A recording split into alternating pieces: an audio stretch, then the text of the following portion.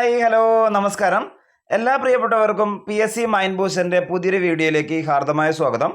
കഴിഞ്ഞ ക്ലാസ്സുകളിൽ നമ്മൾ 5ാം ക്ലാസ്സിലെ പാഠപുസ്തകത്തിലെ സാമൂഹ്യശാസ്ത്രം ഭാഗമാണ് ഡിസ്കസ് ചെയ്തുകൊണ്ടിരുന്നത്. അതിൽ 1ാമത്തെ ഭാഗം നമ്മൾ കംപ്ലീറ്റ് ചെയ്തിട്ടുണ്ട്. ഈ വീഡിയോയിലൂടെ നമ്മൾ 2ാമത്തെ ഭാഗമാണ് ഡിസ്കസ് ചെയ്യാൻ പോകുന്നത്. ഓരോ കാര്യങ്ങളായിട്ടൊന്ന് പരിശോധിക്കാം. ഫസ്റ്റ് ഫാക്റ്റ് തന്നെ, ഈ പാഠപുസ്തകത്തിൽ 7ാമത്തെ ചാപ്റ്ററാണ് 2ാമത്തെ ഭാഗത്തിലെ ആദ്യ ചാപ്റ്റർ. ആ 7ാമത്തെ ചാപ്റ്ററിൽ പറയുന്ന കാര്യങ്ങൾ ഗതാഗതവുമായിട്ട് ബന്ധപ്പെട്ട കാര്യങ്ങളും ആശയവിനിമയ സംവിധാനങ്ങളുമായിട്ട് ബന്ധപ്പെട്ട കാര്യങ്ങളാണ്. അപ്പോൾ ഓരോ ഫാക്റ്റായിട്ടൊന്ന് പരിശോധിക്കാം. ഒന്നാമതായിട്ട് തന്നെ, എന്താണ് വാഹനം എന്ന പദത്തിൻ്റെ അർത്ഥം പാഠപുസ്തകത്തിൽ കൊടുത്തിട്ടുണ്ട്. വഹിച്ചു കൊണ്ടുപോകുന്ന ഉപകരണമാണ് വാഹനം എന്ന രീതിയിലൊരു കാര്യം മനസ്സിലാക്കി വെക്കാം. അതായത് മനുഷ്യൻ സഞ്ചാരത്തിനും ചരക്കുകൾ കൊണ്ടുപോകുന്നതിനുമായിട്ട് ഉപയോഗിക്കുന്ന യാന്ത്രികേതര സംവിധാനങ്ങളാണ് എന്ത് പറയുന്നത്, വാഹനങ്ങൾ എന്ന് പറയുന്നത്. ഓർത്ത് വെച്ചോളണേ, വാഹനം എന്നതിൻ്റെ മീനിങ് വഹിച്ചു കൊണ്ടുപോകുന്ന ഉപകരണം. നെക്സ്റ്റ് കാര്യം, ഏകദേശം 5000 വർഷങ്ങൾക്ക് മുമ്പ് മെസൊപ്പൊട്ടോമിയക്കാർ ചക്രങ്ങൾ നിർമ്മിച്ചതായി കരുതപ്പെടുന്നുണ്ട്. അങ്ങനെ ഒരു ഫാക്റ്റ് പാഠപുസ്തകത്തിൽ പറഞ്ഞിട്ടുണ്ട്. അതായത് അവരുപയോഗിച്ചിരുന്ന ചക്രങ്ങളാണ് പിന്നീട് ഈജിപ്തുകാരും റോമാക്കാരും ചക്രങ്ങളെ കൂടുതലായിട്ട് മെച്ചപ്പെടുത്തിയിട്ട് പുതിയ രീതിയിലേക്ക് മാറ്റുന്നത്. അപ്പോൾ ഈ മെസൊപ്പൊട്ടോമിയ എന്ന് പറയുന്ന പ്രദേശം ഇന്ന് സ്ഥിതി ചെയ്യുന്നത് ഇറാഖ് എന്ന് പറയുന്ന പ്രദേശത്താണ്. മെസൊപ്പൊട്ടോമിയ എവിടെയാ? ഇറാഖിലാണ്. അതേപോലെ തന്നെ മെസൊപ്പൊട്ടോമിയ സംസ്കാരം വളർന്നു വന്നത് 2 നദികൾക്കിടയിലാണ് എന്ന കാര്യം മനസ്സിലാക്കി വെക്കാം. അത് ഏതൊക്കെ നദികൾക്കിടയിലാണ്? യൂഫ്രട്ടീസ്, ടൈഗ്രീസ്. ഏതൊക്കെയാ? യൂഫ്രട്ടീസും ടൈഗ്രീസും. ഈ മെസൊപ്പൊട്ടോമിയ എന്നുള്ള വാക്കിൻ്റെ മീനിങ് തന്നെ എന്താണ്? 2 നദികൾക്കിടയിലുള്ള പ്രദേശം എന്നതാണ്. ഓർത്ത് വെച്ചോളണേ, 2 നദികൾക്കിടയിലുള്ള പ്രദേശം എന്നതാണ് മെസൊപ്പൊട്ടോമിയ എന്ന വാക്ക്. ഇന്ന് മെസൊപ്പൊട്ടോമിയ എന്ന പ്രദേശം ഇറാഖ് ഉൾപ്പെടുന്ന പ്രദേശത്താണ്. 2 നദികൾക്കിടയിലാണ് മെസൊപ്പൊട്ടോമിയ എന്ന് പറഞ്ഞു. ഏതൊക്കെയാ നദികൾ? യൂഫ്രട്ടീസും ടൈഗ്രീസും. ഗതാഗത മാർഗങ്ങൾ പരിശോധിക്കുന്ന സമയത്ത് സിമ്പിളായിട്ടൊരു ചാർട്ട് നിങ്ങൾക്ക് ഇവിടെ കാണാം. അതായത് ഗതാഗതത്തെ നമുക്ക് 3ആയി തരംതിരിക്കാം. അതായത് കരഗതാഗതം, ജലഗതാഗതം, വ്യോമഗതാഗതം. ഓക്കെ, ഈ രീതിയിലുള്ള 3 ഗതാഗതങ്ങൾ നമുക്ക് കാണാൻ പറ്റും. അതിൽ കരഗതാഗതത്തിൽ 2 മാർഗങ്ങളുണ്ട്. ഒന്ന് റോഡ് ഗതാഗതവും രണ്ടാമതായിട്ട് റെയിൽ ഗതാഗതവും. അതേപോലെ തന്നെ ജലഗതാഗതത്തിൻ്റെ 2 മാർഗങ്ങളാണ്. ഉൾനാടൻ ജലഗതാഗതവും അതേപോലെ തന്നെ കടല് അല്ലെങ്കിൽ സമുദ്ര ജലഗതാഗതവും. നെക്സ്റ്റ് വ്യോമഗതാഗതത്തെ 2ആയി തരംതിരിക്കാം. ദേശീയ വ്യോമഗതാഗതവും അതേപോലെ തന്നെ അന്തർദേശീയ വ്യോമഗതാഗതവും. നമുക്ക് സിമ്പിളായിട്ട് മനസ്സിലാക്കിയെടുക്കാൻ പറ്റുന്നൊരു ചാർട്ടായിരുന്നു. അധികം ബുദ്ധിമുട്ടൊന്നുമില്ല. സിമ്പിളായിട്ട് ഈ കാര്യങ്ങൾ വ്യക്തമായിട്ട് വായിച്ചെടുത്താൽ മതി. ഗതാഗതത്തെ 3ആയി തരംതിരിക്കുന്നു. അതിൽ കര, ജലം, വ്യോമം. അതിനെ ഓരോന്നിൻ്റെയും സബ് ഡിവിഷൻസ് ഒന്ന് മനസ്സിലാക്കി വെച്ചോളാം.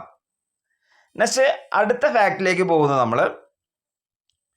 ആധുനിക രീതിയിലുള്ള റോഡ് നിർമ്മാണം അത് ആദ്യമായിട്ട് തുടങ്ങിയത് സ്കോട്ടിഷ് എഞ്ചിനീയറായ JL മക് ആദമാണ്.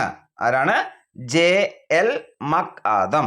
അതുകൊണ്ട് തന്നെ ഈ റോഡുകൾ അറിയപ്പെടുന്ന പേരാണ് മക് ആദം റോഡുകൾ.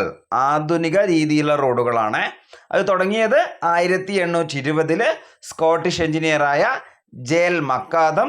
അദ്ദേഹം നിർമ്മിച്ച റോഡുകൾ അറിയപ്പെടുന്ന പേരാണെന്ത്? മക് ആദം റോഡുകൾ എന്നത്. സിമ്പിളാണല്ലോ. മക് ആദം റോഡുകളെ കുറിച്ചൊരു കാര്യം പാഠപുസ്തകത്തിൽ പറയുന്നുണ്ട്, ഓർത്ത് വെച്ചോളാം. നെക്സ്റ്റ് ഇന്ത്യയിലെ പ്രധാനപ്പെട്ട ഹൈവേകളെ കുറിച്ച് പാഠപുസ്തകത്തിൽ പറയുന്നുണ്ട്. അതിൽ ആദ്യത്തെ ഭാഗം സുവർണ ചതുഷ്കോണം എന്നൊരു ഭാഗമാണ്. സുവർണ ചതുഷ്കോണം അതായത് ഇന്ത്യയിലെ 4 മെട്രോപൊളിറ്റൻ നഗരങ്ങളായുള്ള ഡൽഹി, കൊൽക്കത്ത, മുംബൈ, ചെന്നൈ, ഈ 4 നഗരങ്ങളെ തമ്മിൽ ബന്ധിപ്പിക്കുന്ന റോഡ് ശൃംഖലയാണ്, അതായത് ദേശീയപാത ശൃംഖലയാണ് ഏത്? സുവർണ ചതുഷ്കോണം. ഓക്കെ, അതായത് മെട്രോപൊളിറ്റൻ സിറ്റീസ് ആണ് ഏതൊക്കെ? ഡൽഹി, മുംബൈ, ചെന്നൈ, കൊൽക്കത്ത. അതേപോലെ തന്നെ ഓർത്ത് വെക്കേണ്ട കാര്യമാണ്, ഈ സുവർണ ചതുഷ്കോണം കടന്നു പോകുന്നത് ഇന്ത്യയിലെ 12 സംസ്ഥാനങ്ങളിലൂടെയാണ്. ഇന്ത്യയിലെ 12 സംസ്ഥാനങ്ങളുടെ സുവർണ ചതുഷ്കോണം കടന്നു പോകുന്നു. അത് ബന്ധിപ്പിക്കുന്ന മെട്രോപൊളിറ്റൻ നഗരങ്ങൾ അല്ലെങ്കിൽ പ്രധാന വ്യാവസായിക കാർഷിക കേന്ദ്രങ്ങൾ ഏതൊക്കെയാണെന്ന് ചോദിക്കുകയാണെങ്കിൽ അതാണ് ഡൽഹി, മുംബൈ, ചെന്നൈ, കൊൽക്കത്ത. ഓക്കെ, നെക്സ്റ്റ് അടുത്തായിട്ട് മറ്റൊരു ഹൈവേയുടെ കാര്യം പറയുന്നുണ്ട്. അതായത് ഇന്ത്യയുടെ വടക്കു ഭാഗത്തെയും തെക്കു ഭാഗത്തെയും തമ്മിൽ ബന്ധിപ്പിക്കുന്ന ഒരു ദേശീയപാത, അതാണ് വടക്ക് തെക്ക് ഇടനാഴി. അതേപോലെ തന്നെ ഇന്ത്യയുടെ കിഴക്ക് ഭാഗത്തിനെയും പടിഞ്ഞാറ് ഭാഗത്തിനെയും ബന്ധിപ്പിക്കുന്നതാണ് കിഴക്ക് പടിഞ്ഞാറ് ഇടനാഴി. ഓക്കെ, വടക്ക് തെക്ക് ഇടനാഴിയും കിഴക്ക് പടിഞ്ഞാറ് ഇടനാഴിയും. ഓക്കെ, ചോദ്യം ഇങ്ങനെ വരാം, വടക്ക് തെക്ക് ഇടനാഴി ബന്ധിപ്പിക്കുന്നത് ഏതൊക്കെ പ്രദേശങ്ങളെ തമ്മിലാണെന്ന് ചോദിച്ചു കഴിഞ്ഞാൽ അത് ശ്രീനഗറിനെ കന്യാകുമാരിയുമായി ബന്ധിപ്പിക്കുന്നു. അതേപോലെ തന്നെ കിഴക്ക് പടിഞ്ഞാറ് ഇടനാഴി എന്ന് പറയുന്നത് സിൽച്ചാറിനെ പോർബന്ദറുമായും ബന്ധിപ്പിക്കുന്നു. നെക്സ്റ്റ് അടുത്ത കാര്യം ലോകത്തിലെ ആദ്യത്തെ റെയിൽവേ പാതയുടെ കാര്യമാണ്. അത് ബന്ധിപ്പിക്കുന്നത് ഇംഗ്ലണ്ടിലെ സ്റ്റോക്ടൺ മുതൽ ഡാർലിംഗ്ടൺ വരെയാണ്. 1825 ആദ്യത്തെ റെയിൽവേ പാത നിർമ്മിക്കുന്നത്. ലോകത്തിലെ ആദ്യത്തെ റെയിൽവേ പാത 1825 നിർമ്മിക്കുന്നു. എവിടെ നിർമ്മിക്കുന്നു? ഇംഗ്ലണ്ടിലെ ഏതൊക്കെ പ്രദേശങ്ങളെ തമ്മിൽ ബന്ധിപ്പിക്കുന്നു? സ്റ്റോക്ടൺ മുതൽ ഡാർലിംഗ്ടൺ വരെ. നെക്സ്റ്റ്, ഈ സമയത്ത് ഉപയോഗിച്ചിരുന്ന ലോക്കോമോട്ടീവ് എന്ന് പറയുന്നത് സ്റ്റീഫൻസൺ റോക്കറ്റ് ആണ്. അതായത് ജോർജ് സ്റ്റീഫൻസൺ നിർമ്മിച്ച ആ ലോക്കോമോട്ടീവിൻ്റെ പേരാണെന്ത്? Stephenson rocket. നെക്സ്റ്റ് അടുത്ത കാര്യം ഇന്ത്യയിലേക്ക് വരികയാണെങ്കിൽ ഇന്ത്യയിൽ ആദ്യമായിട്ട് റെയിൽവേ പാത നിർമ്മിച്ചത് എവിടെയാണെന്ന് ചോദിച്ചു കഴിഞ്ഞാൽ അത് ബോംബെയിലാണ്. അതായത് 1853 ഇന്ത്യയിൽ ആദ്യമായിട്ട് റെയിൽവേ പാത നിർമ്മിക്കുന്നത്. അത് ബോംബെ ടു താനെ വരെ ആയിരുന്നു. വർഷം ഏതാ? 1853. ഇമ്പോർട്ടൻ്റ് ആണ്. നെക്സ്റ്റ്, കേരളത്തിലെ ആദ്യത്തെ റെയിൽവേ പാത നിർമ്മിക്കുന്ന വർഷം 1861. അത് ബേപ്പൂർ മുതൽ തിരൂർ വരെയാണ് എന്നുള്ള കാര്യം മനസ്സിലാക്കി വെക്കുക. ഇന്ത്യയിലുള്ള ആദ്യത്തത് 1853, കേരളത്തിലെ ആദ്യത്തെ 1861. ഇന്ത്യയിലെ ആദ്യത്തെ ബന്ധിപ്പിക്കുന്നത് ബോംബെ ടു താനെ, കേരളത്തിലെ ആദ്യത്തെ ബന്ധിപ്പിക്കുന്നത് ബേപ്പൂർ ടു തിരൂർ. ഇത്രയും കാര്യങ്ങൾ വളരെ ഇമ്പോർട്ടൻ്റ് ആയിട്ട് ആലോചിച്ച് വെച്ചോളാം. നെക്സ്റ്റ് അടുത്ത ഫാക്റ്റിലേക്ക് പോകാം. എന്താണ് മെട്രോ റെയിൽ എന്ന കാര്യം പാഠപുസ്തകത്തിൽ പറയുന്നുണ്ട്. അതായത് വൻ നഗരങ്ങളിലെ യാത്രാ ക്ലേശം പരിഹരിക്കുന്നതിനും അന്തരീക്ഷ മലിനീകരണം കുറയ്ക്കുന്നതിനുമായിട്ടാണ് മെട്രോ റെയിൽ ആരംഭിച്ചത്. കൊൽക്കത്ത, ഡൽഹി, മുംബൈ, ബാംഗ്ലൂരു, ചെന്നൈ, കൊച്ചി തുടങ്ങിയ നഗരങ്ങളിലൊക്കെ എന്തുണ്ട്? മെട്രോ റെയിൽ സംവിധാനങ്ങളുണ്ട്. നമ്മുടെ കേരളത്തിലെ കൊച്ചിയിൽ തന്നെ നിങ്ങൾക്കറിയാം മെട്രോ റെയിലുണ്ട്. ആ കാര്യം ഒന്ന് ആലോചിച്ച് വെച്ചോളാം. നെക്സ്റ്റ് അടുത്ത ഫാക്റ്റ്, ജലഗതാഗതമായിട്ട് ബന്ധപ്പെട്ട് ഉൾനാടൻ ജലഗതാഗത പാതയുമായിട്ട് ബന്ധപ്പെട്ടൊരു കാര്യം പാഠപുസ്തകത്തിൽ പറയുന്നുണ്ട്. അതായത് NW3 ദേശീയ ജലപാത 3 അത് ബന്ധിപ്പിക്കുന്ന സ്ഥലങ്ങൾ പാഠപുസ്തകത്തിൽ പറയുന്ന കാര്യം കൊല്ലം ടു കോട്ടപ്പുറം വരെ ബന്ധിപ്പിക്കുന്നു എന്ന രീതിയിലൊരു പോയിന്റ് കൊടുത്തിട്ടുണ്ട്. പക്ഷേ ഇതിൻ്റെ നീളം ഇപ്പം കൊല്ലം ടു കോഴിക്കോട് വരെ നീട്ടിയിട്ടുണ്ട്. 205 കിലോമീറ്റർ ആയിരുന്നു ആദ്യകാലത്ത് ഇതിൻ്റെ നീളം. ഇപ്പോൾ അതിൻ്റെ നീളം കൂടിയിട്ടുണ്ട്, 365 കിലോമീറ്റർ ആയിട്ട് കൂടിയിട്ടുണ്ട്. മനസ്സിലാക്കി വെക്കുക, കേരളത്തിലൂടെ കടന്നു പോകുന്ന ദേശീയ ജലപാതയിൽ പ്രധാനപ്പെട്ടതാണ് ദേശീയ ജലപാത 3. അത് ബന്ധിപ്പിക്കുന്ന ഏതൊക്കെ സ്ഥലങ്ങൾ തമ്മിൽ? കൊല്ലം ടു കോട്ടപ്പുറം തമ്മിലാണ് പാഠപുസ്തകത്തിൽ പറയുന്നത്.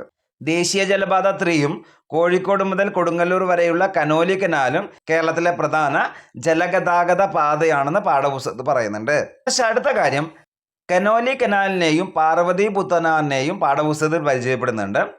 കാര്യം മനസ്സിലാക്കി വെക്കേണ്ടത്, ബ്രിട്ടീഷ് ഭരണകാലത്ത് മലബാർ ജില്ലാ കളക്ടറായിരുന്ന HV കനോലി 1845 കോഴിക്കോട് മുതൽ കൊടുങ്ങല്ലൂർ വരെ വിശാലമായ ജലഗതാഗത മാർഗം എന്ന ആശയം മുന്നോട്ട് വെച്ചു. ഏത് വർഷമാണ്? 1845. ആരാ മുന്നോട്ട് വയ്ക്കുന്നത്? HV Conolly. അദ്ദേഹം ആരായിരുന്നു? മലബാർ ജില്ലാ കളക്ടറായിരുന്നു.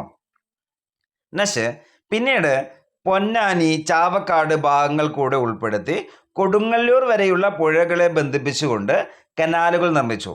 ഈ ജലപാതയാണ് കനോലി കനാൽ എന്ന രീതിയിൽ അറിയപ്പെടുന്നത്. നെക്സ്റ്റ് അടുത്തായിട്ട് പാർവതി പുത്തനാർ എന്നുള്ള ഭാഗം സ്ഥിതി ചെയ്യുന്ന എവിടെയാണെന്ന് ചോദിച്ചു കഴിഞ്ഞാൽ തിരുവനന്തപുരം ജില്ലയിലാണ്. ആ ഭാഗത്തുള്ള രണ്ട് കായലുകളാണ് വേളിക്കായലും കഠിനംകുളം കായലും. ഈ വേളി കഠിനംകുളം കായലുകളെ തമ്മിൽ ബന്ധിപ്പിച്ചുകൊണ്ടാണ് ഏത് കടന്നു പോകുന്നത്? പാർവതി പുത്തനാർ കടന്നു പോകുന്നത്. പാർവതി പുത്തനാർ ബന്ധിപ്പിക്കുന്നത് ഏതൊക്കെ കായലുകളെ തമ്മിലാണെന്ന് ചോദിച്ചു കഴിഞ്ഞാൽ വേളിക്കായലിനെയും കഠിനംകുളം കായലിനെയും. ഏത് ജില്ലയിലാണ് സ്ഥിതി ചെയ്യുന്നത്? തിരുവനന്തപുരം ജില്ലയിലാണ് സ്ഥിതി ചെയ്യുന്നത് എന്നുള്ള കാര്യം മനസ്സിലാക്കി വെച്ചോളാം. നെക്സ്റ്റ് അടുത്ത കാര്യം വ്യോമഗതാഗതമായിട്ട് ബന്ധപ്പെട്ടതാണ്. ഇന്നത്തെ വിമാനത്തിൻ്റെ ആദ്യ രൂപം എന്ന് പറയാവുന്ന തരത്തിൽ വിമാനം നിർമ്മിച്ചത് ആരൊക്കെയാണെന്ന് ചോദിച്ചു കഴിഞ്ഞാൽ ഓർവിൽ റൈറ്റും വിൽബർ റൈറ്റും. ഇവരെയാണ് റൈറ്റ് സഹോദരന്മാർ എന്നറിയപ്പെടുന്നത്. Orville Wright, Wilbur Wright. ഇവർ നിർമ്മിച്ച വിമാനത്തിൻ്റെ പേരാണ് ഫ്ലെയർ 1. ഫ്ലെയർ 1 ഓർത്ത് വെച്ചോളണേ. ഫ്ലെയർ 1 അമേരിക്കയിൽ നോർത്ത് കരോലിനയിൽ 1903 ഡിസംബർ 17 ഫ്ലെയർ 1 ആദ്യമായിട്ട് പറന്നുയർന്നത് എന്നുള്ള കാര്യം മനസ്സിലാക്കി വെക്കുക. ഈ ചിത്രത്തിൽ കാണുന്നതാണ് ഫ്ലെയർ 1. അതേപോലെ തന്നെ റൈറ്റ് സഹോദരന്മാരുടെ ചിത്രമാണ് നിങ്ങൾക്ക് ഇവിടെ കാണാൻ പറ്റുന്നത്. നെക്സ്റ്റ് അടുത്ത കാര്യം ഇന്ത്യയിലെ വ്യോമഗതാഗതമായിട്ട് ബന്ധപ്പെട്ടൊരു കാര്യം പാഠപുസ്തകത്ത് പറയുന്നുണ്ട്. 20-ാം നൂറ്റാണ്ടിൻ്റെ ആരംഭത്തോടെ ഇന്ത്യയിൽ വ്യോമഗതാഗതം ആരംഭിക്കുന്നുണ്ട്. 1911 അലഹബാദിൽ നിന്ന് 10 കിലോമീറ്റർ മാത്രം അകലെയുള്ള നൈനിലേക്ക് കത്തുകൾ വഹിച്ചു കൊണ്ടുപോകുന്ന വിമാനം പറന്നുയർന്നത്. അതോടെയായിരുന്നു ഇന്ത്യയിൽ വ്യോമഗതാഗതത്തിന് തുടക്കം കുറിച്ചത്. ഓക്കെ, എവിടം മുതൽ എവിടം വരെയാണ്? അലഹബാദ് ടു നൈനി. നെക്സ്റ്റ് 1911 ഇത് നടന്നത് ഞാൻ പറഞ്ഞു. 1912 ഇന്ത്യയിലേക്കും തിരിച്ചുമുള്ള ആദ്യത്തെ വിമാനം ലണ്ടനിൽ നിന്ന് കറാച്ചിയിലേക്കും അവിടെ നിന്ന് ഡൽഹിയിലേക്കും സർവീസ് നടത്തി.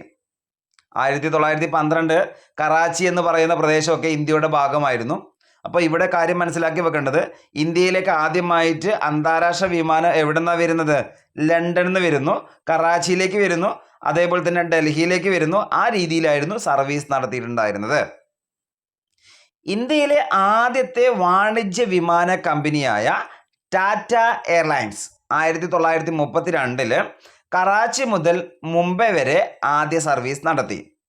1932 ഇന്ത്യയിലെ ആദ്യത്തെ വിമാനത്താവളം സ്ഥിതി ചെയ്യുന്നത് മുംബൈയിലെ ജുഹുവിലാണ് എന്നുള്ള കാര്യം മനസ്സിലാക്കി വെക്കുക. മുംബൈയിലെ ജുഹുവിൽ.